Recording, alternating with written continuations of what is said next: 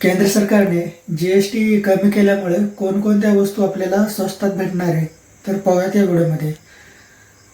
तर आपल्याला ज्या वस्तूवर 5% जी.एस.टी होता तर ते वस्तू फ्री होणार आहेत. म्हणजेच एक पनीर एक आहे त्याच्यावर 5% जी.एस.टी होता पहिलं, तर आता तो 5% जी.एस.टी हटवला आहे पनीरहून.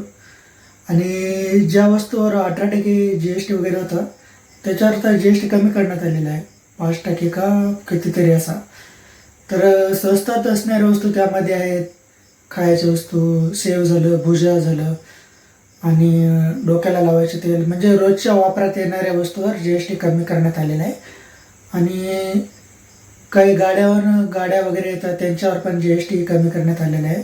आणि जसं घराला लागणारे सिमेंट, ब्युटी प्रोडक्ट, जे मेकअपचे सामान वगैरे, AC झालं, अशा वस्तू, इलेक्ट्रॉनिक वस्तू, TV वगैरे याच्यावर पण जी.एस.टी कमी करण्यात आलेला आहे.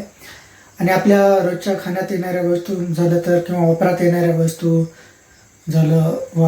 वस्तू म्हणजे साबण, सोडा, निरमा किंवा डोक्याला लावायचं तेल, शॅम्पू, ह्या साऱ्या वस्तूवर सरकारने जी.एस.टी कमी केलेला आहे. आणि बरेच काही वस्तू आहेत अशा ज्या त्याच्यावर जी.एस.टी कमी लावण्यात आलेला आहे. कोणत्या वस्तूवर जी.एस.टी वाढवण्यात आलेला आहे सांगायचं झालं तर, पान मसाला, तंबाखू ह्यासारख्या वस्तूवर जी.एस.टी वाढवण्यात आलेला आहे.